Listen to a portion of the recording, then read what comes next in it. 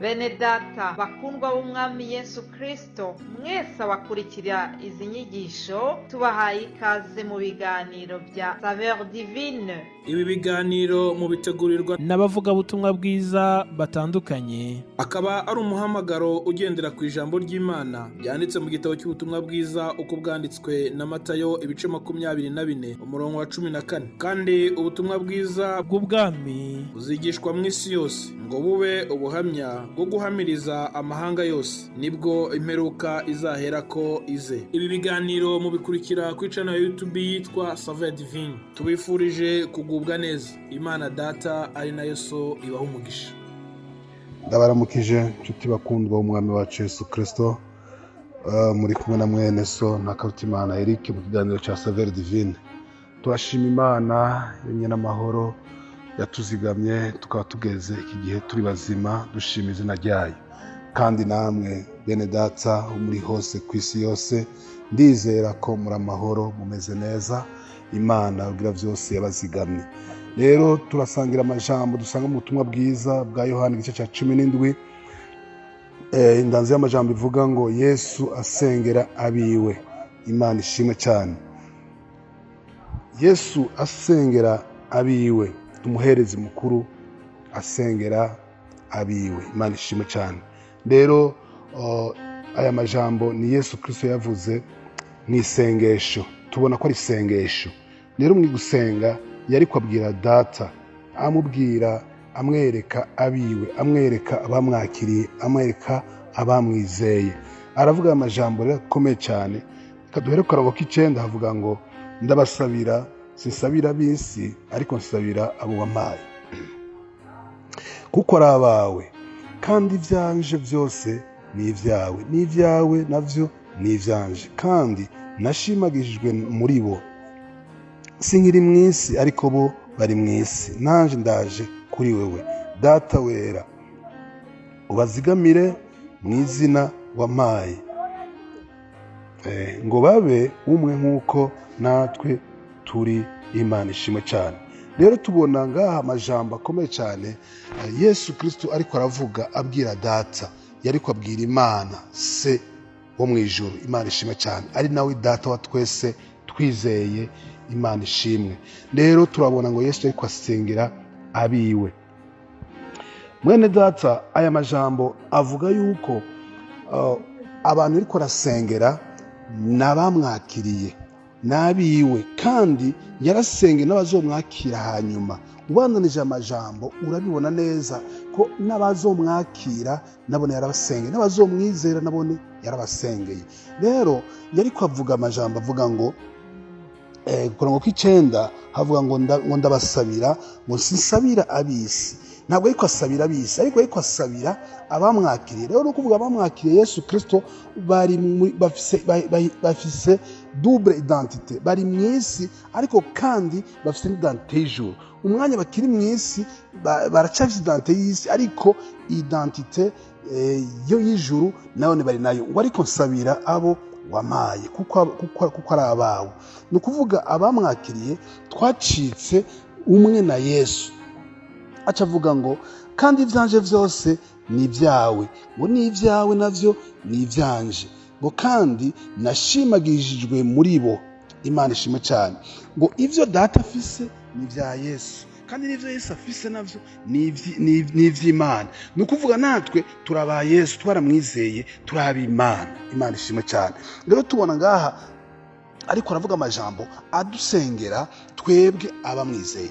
Aravuga kandi ngo sinkiri mu isi ariko bo bari mu isi, nanje ndaje kuri wewe. Ku murongo wa 11 ngo sinkiri mu isi ariko bo bari mu isi, nanje ndaje kuri we. Ngo data wera, ubazigamire mu izina ryawe wampaye, ngo babe umwe nk'uko natwe turi. Imana ishimwe cyane. Ngo data ubazigamire muri ino si, uyibarindiremwo, hanyuma ngo kandi tube umwe nk'uko nawe ari umwe na se. Imana ishimwe cyane. Turabona yuko itegeko twahawe dutegerezwa kuba umwe, tukagira urukundo, tukagira kwitanaho tukagira gusengeranira abamwakiriye bose abizeye umwami Yesu, hakaba gusengeranira, hakaba kubumwe mu buryo bw'impwemu, naho tuba turi kumwe hafi, hakaba usengera abera bose, hakaba usengera abamwizeye, kugira ngo Imana ishize kubazigama. Imana ishimwe cyane. Turabona rero ngaha dufise isengesho twasengewe n'umwami Yesu, avuga ngo ndabasabira kugira ngo babumwe nk'uko natwe turi umwe. Imana ishimwe cyane. Turabona rero ngaha Yesu Kristo ariko aradusengera, yariko asaba Data ngo tubumwe nk'uko nawe ari umwe na Se. Imana ishimwe. Ku karongo ka 14 gushika ku 15 hacavuga ngo nabahaye ijambo ryawe kandi ab'isi barabanka kuko atari ab'isi. Imana ishimwe cyane. Mwene data wamaze kwakira umwami Yesu, nagira ndakwibutse yuko utari uw'isi. Haleluya. Ntabwo uri uw'isi, n'ijambo ry'Imana ribivuze ngo nabahaye ijambo ryanje kandi ab'isi barabanka kuko atari ab'isi. Imana yaduhaye ijambo, Yesu Kristo naritumenyesha kugira ngo twizere uwo mwami, kugira ngo dushobore kuba muri ino si. Ngo ab'isi baratwanka, haleluya, kuko tutari ab'isi. Ngo iyo umuntu akunze isi aba akunze ibyayo. Imana idufashe cyane. Iyo umuntu akundanye n'isi, ngo n'isi bikunze icyayo. Rero bisabwa yuko twebwe tutari ab'isi twama twiyumvira iwacu. Imana ishimwe cyane. Twiyumvira iwacu ko ari mu ijuru, kuko ntabwo turi ab'isi, turi mu isi, ariko si iwacu, ntabwo ari iwacu. Turahaba kuko turi ingenzi, tuhaca turengana. Hari icyo Imana yaturemeye kuri ino si, ni ukuvuga ijambo ryayo, tukabwira abandi ubutumwa bwiza, hanyuma tukarengana, tugatambuka, tugataha iwacu mu ijuru. Imana ishimwe cyane. Aca aravuga ngaha kuri akarongo ka 14 nyene ngo nk'uko nanje ntari uw'isi. Avuga ngo twebwe ntituri ab'isi kuko nawe atari uw'isi. Ngo singusaba ngo bakure mu isi, ngo ariko ngo ubarinde wa mubi. Ngo singusaba ngo bakure mu isi. Imana ishimwe cyane. Ariko ngo ngusaba ngo uyibarindiremwo, ndetse ngo ubarinde wa mubi. Imana ishimwe. Yesu adusengera ngo Imana iturindire muri isi nyene, umwanya tukiri muri yo iturindiremwo, tuzoyibamwo imyaka mikeyi cyane, uramvye mara imyaka 100 canke 100 irenga ko gatoyi, ariko harahandi tuzoja kuba ibihe bidashira. Imana ishimwe. Rero mwene data ndagutera intege, ndakwibutsa yuko Yesu Kristo yaragusengeye, ntiwikengere. Mwene data uhagara ushikamye, isi iratwanka kuko tarabisi. Haleluya. Kuko Yesu nawe yaramwase, baramwishe, ntibigeze bamwemera, ngo ariko bamwakiriye yabahaye ububasha bwo gucika abana b'Imana. Mwene data, nimba utarakira umwami Yesu, ndakugira inama uno munsi wakira umwami Yesu. Haleluya. Yavuze ngo sisengera abagusa, ngo ndasengera n'abandi bazonyizera ku bwaba, ngo ndasengera n'abandi bazonyizera ku ijambo bumvise. Mwene data ukumva ijambo ry'Imana, ndakugira inama ngo wizere umwami Yesu, umwakire kuko yaragusengeye. Wibuke yuko muri ino si turi ingenzi, tuhaca turengana, turafise iwacu mu ijuru. Imana ishimwe cyane. Pawulo carandikira ishengero ry'Abifilipi, arababwira ku gice cya 3, Abifilipi igice cya 3 ku murongo wa 20, aravuga ngo tweho iwacu ni mu ijuru. Haleluya. Imana ishimwe. Ngo tweho iwacu ngo ni mu ijuru, ngo niho tuziga umukiza wacu Yesu Kristo. Ngo nawe ngo umwami Yesu Kristo. Imana nishimwe. Iwacu ni mu ijuru bene data, niho tuziga umukiza. Haleluya. Ntabwo turabisi, iyi si ntabwo ari iwacu bene data. Ndakwibutsa mwene data, iyi si ntabwo ari yacu, kandi niyakwanka ntuzutangare, kuko Yesu yarabivuze. Yavuze ati ab'isi barabanka. Haleluya.